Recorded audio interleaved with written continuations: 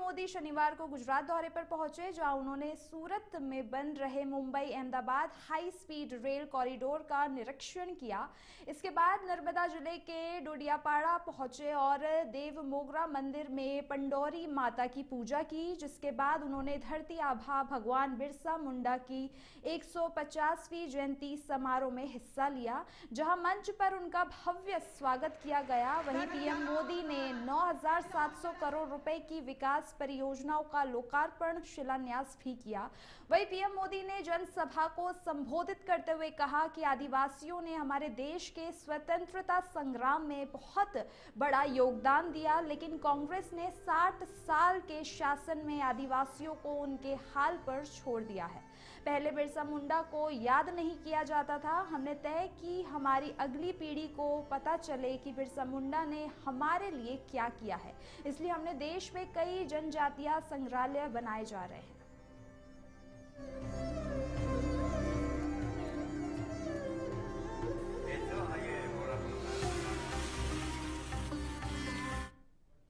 IPL 2026 से पहले Chennai super Kings और राजस्थान रॉयल्स के बीच एक बड़ा डील हुआ है। आईपीएल 2026 में संजू सैमसन चेन्नई सुपर किंग्स के लिए खेलते नजर आएंगे। उन्हें राजस्थान रॉयल्स से ट्रेड डील में चेन्नई सुपर किंग्स ने साइन किया है, जिसके बदले में राजस्थान रॉयल्स ने रविंद्र जडेजा और सैम करन को टीम में शामिल किया है। दरअसल आईपीएल 2026 में पहले सभी फ्रेंचाइजीज के पास खिलाड़ियों के रिटेंशन की आज आखिरी तारीख है। इस ट्रेड विंडो में सैम करन, मोहम्मद शमी, मयंक, अर्जुन तेंदुलकर, नितेश राणा और डोनोवन फरेरा जैसे नाम शामिल है, जिसमें नितेश राणा राजस्थान रॉयल्स से दिल्ली कैपिटल्स ट्रेड हो गए हैं। वहीं तेज गेंदबाजी मोहम्मद शमी अब लखनऊ सुपर जॉइंट्स के लिए खेलेंगे।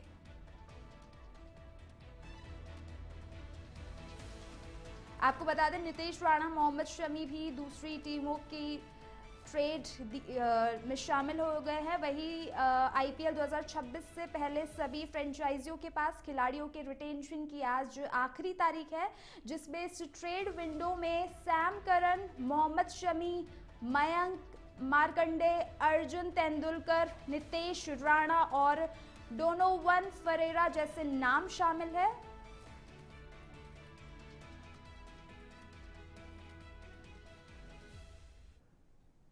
अब खबर जयपुर से है, जहां सुप्रीम कोर्ट के आदेश के बाद राजस्थान के स्वायत्त शासन विभाग ने सभी जिला कलेक्टरों और नगर निकायों को आवारा कुत्तों के नियंत्रण के लिए नए दिशा निर्देश जारी किए हैं। इसके तहत रेलवे स्टेशन, बस स्टैंड, अस्पताल, स्टेडियम, कोर्ट, बाजार और अन्य भीड़भाड़ वाले सार्वजनिक स्थानों से 2 सप्ताह में कुत्तों को हटाना अनिवार्य होगा और पूरी प्रक्रिया 8 सप्ताह में पूरी की जाएगी, जिसमें जिला कलेक्टर मॉनिटरिंग के लिए जिम्मेदार होंगे।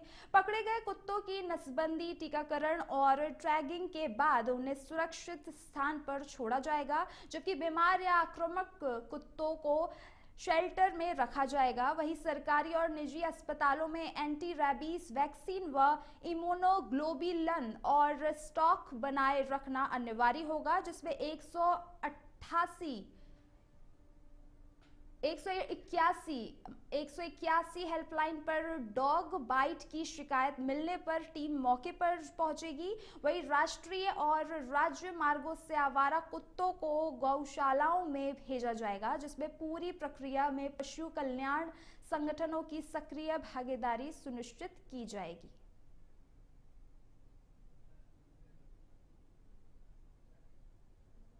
सुप्रीम कोर्ट की फटकार के बाद आज प्रदेश भर के जिला कलेक्टरों को इस तरह का आदेश दिया गया है कि जहां भी श्वान दिखाई दे उनका टीकाकरण किया जाए, नसबंदी किया जाए और अगर वह बीमार है तो उसे शेल्टर होम में भेजा जाए।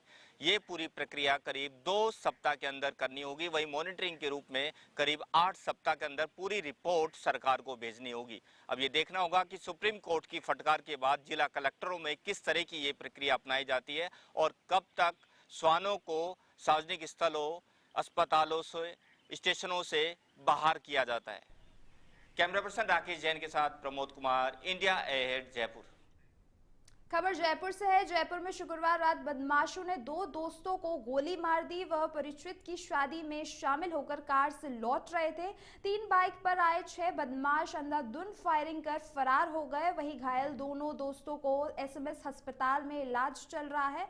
आदर्श नगर थाना पुलिस ने पर्चा बयान पर एफआईआर दर्ज कर हमलावरों की तलाश शुरू कर दी है। वहीं आदर्श नगर एसएचओ मनीष गुप्ता ने बताया कि फायरिंग की वारदात घाट गेट स्थित अंकुर सिनेमा के पास हुई, जिसमें ट्रांसपोर्ट नगर निवासी मोहम्मद शाहिद उर्फ धाबा और खो नागोरियन निवासी अफ्ताब को गोली मारी गई। जिसमें जानकारी के अनुसार फायरिंग में घायल मोहम्मद शाहिद और अफ्ताब अपने 3 दोस्तों के साथ कार से आगरा रोड पर एक परिचित की शादी में गए थे।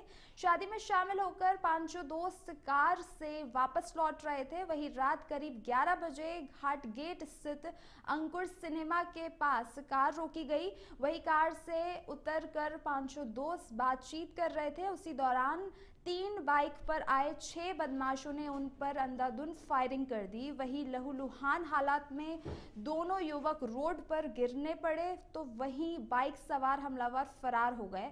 घायलों के मुताबिक दोनों दोस्तों को उनके साथियों ने कार से एसएमएस अस्पताल में एडमिट करवाया।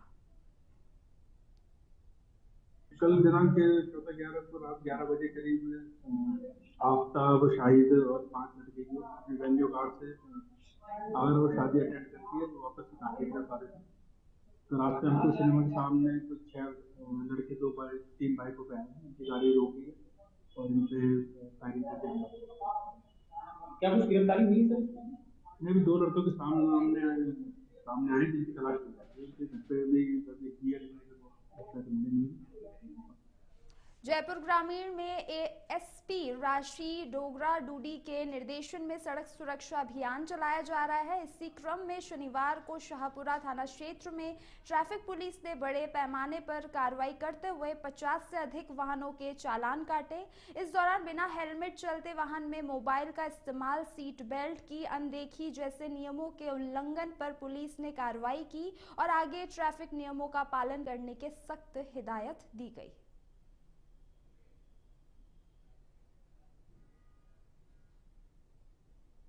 भीषण सड़क हादसों को देखते हुए जयपुर ग्रामीण एसपी महोदय के द्वारा एक सघन अभियान चलाया जा रहा है, जिसमें बिना हेलमेट, बिना सीट बेल्ट और मोबाइल यूज लेने वाले वाहन चालकों के खिलाफ चालान की सघन कार्रवाई की जा रही है, जो निरंतर जारी रहेगी। जयपुर सड़क हादसे को देखते हुए प्रशासन बहुत ही सक्रिय है और आए दिन हो रहे सड़क हादसों में कमी लाना एक प्रशासन की अहम कार्य। विधानसभा चुनाव में भाजपा के नेतृत्व वाले एनडीए गठबंधन की प्रचंड जीत के बाद भरतपुर में भाजपा कार्यकर्ताओं में उत्साह की लहर दौड़ गई। जिले में भाजपा कार्यालय पर ढोल, नगाड़ों और पटाखों के बीच कार्यकर्ताओं ने मिठाई बांटी, साथ ही जीत का जश्न मनाया गया। इस अवसर पर गृह राज्य मंत्री जवाहर सिंह बेडाम भी मौजूद रहे। उन्होंने कहा कि बिहार की जनता ने प्रधानमंत्री मोदी के विकास और सुशासन के विजन पर भरोसा जताया है और एनडीए को प्रचंड बहुमत देकर अपना समर्थन दिया गया। वहीं भाजपा जिला अध्यक्ष शिवानी दायमा ने भी खुशी जाहिर करते हुए नारे लगाए और ढोल की थाप पर थिरकते हुए उत्साह मनाया गया, जिससे कार्यालय में उत्साहपूर्ण माहौल बन गया। एनडीए को प्रचंड बहुमत मिला है। देश के यशस्वी प्रधानमंत्री आदरणीय नरेंद्र मोदी जी की जो विजन है उसको बिहार की जनता ने उन्हें स्वीकार करते हुए एनडीए गठबंधन को भारी बहुमत दिया है। मैं बिहार की जनता को बधाई देना चाहता हूं, शुभकामनाएं देना चाहता हूं कि उन्होंने विकास के साथ खड़े होकर के विकसित भारत की संकल्पना को पूरा करने के लिए, बिहार को भी विकास की गति में जोड़ने के लिए और शांति व्यवस्था कायम करने के लिए एनडीए गठबंधन पर विश्वास चुरू में राष्ट्रगीत वंदे मातरम के 150 वर्ष पूर्ण होने के उपलक्ष्य में मेडिकल कॉलेज से राजकीय डीबी चिकित्सालय तक रैली निकाली गई। वहीं विधायक हरलाल सारहण ने रैली का शुभारंभ किया, जिसमें अस्पताल के डॉक्टर, नर्सिंगकर्मी, शिक्षक समेत आमजन शामिल हुए। वहीं सभी ने सामूहिक रूप से वंदे मातरम का गायन गीत भी गाया। हमारे राष्ट्रीय गीत वंदे मातरम के 150 वर्ष पूर्ण हो गए और ये गीत हमारे देश में बंकिम चंद्र जी चट्टोपाध्याय जी इन्होंने 1870 के दशक में लिखा था और उसके लिए आज इसके 150 वर्ष पूर्ण होने के बाद उस उपलक्ष्य में आज चुरू मेडिकल कॉलेज से लेके भर्तिया हॉस्पिटल तक मेडिकल कॉलेज एवं संबंध चिकित्सालय की ओर से एक रैली निकाली गई है और यहाँ पे वंदे मातरम गीत का गायन होगा, जिससे एक देश का एक अच्छा। डूंगरपुर में भगवान बिरसा मुंडा की 150वीं जयंती पर राज्य स्तरीय जनजातीय गौरव दिवस समारोह का आयोजन हुआ। उसमें मुख्यमंत्री भजनलाल शर्मा ने शिरकत की। वहीं मंच पर सीएम भजनलाल शर्मा को साफा पहनाकर और तलवार भेंट कर स्वागत किया गया। इसके बाद मुख्यमंत्री ने भगवान बिरसा मुंडा की तस्वीर को पुष्प अर्पित किए, जिसमें सीएम भजनलाल शर्मा ने इस अवसर पर जनता को कई सौगातें दी। मुख्यमंत्री ने 87 करोड़ रुपए के विकास कार्यों का लोकार्पण एवं शिलान्यास किया। साथ ही किसानों को महत्वपूर्ण योजनाओं के तहत अनुदान राशि डीपीटी की। इसके पहले मुख्यमंत्री ने जनजाति गौरव और विकास आधारित प्रदर्शनी का अवलोकन कर विभिन्न विभागों की स्टॉल्स पर लाभार्थियों को चेक, ड्राई साइकिल और स्कूटी का वितरण किया।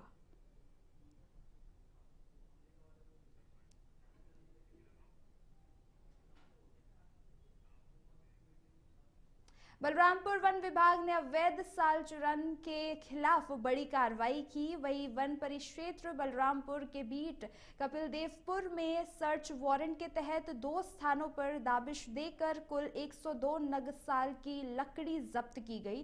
पहली कार्रवाई में कपिलदेवपुर के रहने वाले शिवव्रत के मकान से 84 नग साल चुरान बरामद हुआ, जो दूसरी कार्रवाई में हरदयाल के घर से 18 नग साल चुरान जब्त किया गया।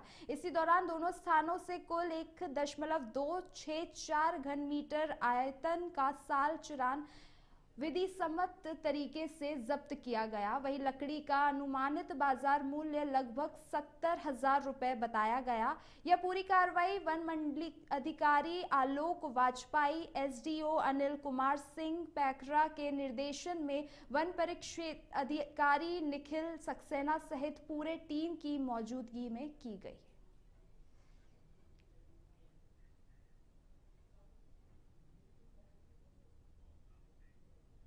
छत्तीसगढ़ के कोरबा सड़कों की बदहाल स्थिति को देखते हुए कांग्रेस नेताओं और ग्रामीणों ने डेलवाही बाईपास पर धरना प्रदर्शन किया, जिसमें पार्टी के नेताओं ने आरोप लगाया कि शहर और ब्लॉकों की सड़कें जर्जर हो चुकी है, लेकिन बीजेपी सरकार और नगर निगम प्रशासन इस पर ध्यान नहीं दे रहा। कांग्रेस नेताओं ने चेतावनी दी कि अगर जल्द सड़कों की मरम्मत और बुनियादी सुविधाओं का सुधार नहीं किया गया तो आंदोलन और तेज किया जाएगा।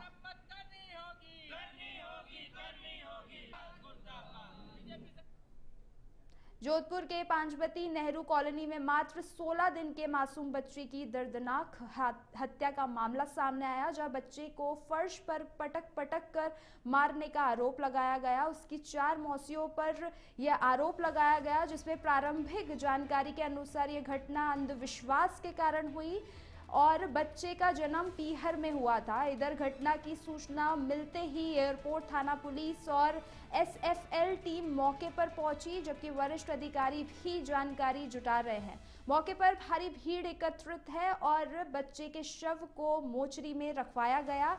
फिलहाल पुलिस मामले की गंभीरता से जांच में जुटी हुई है।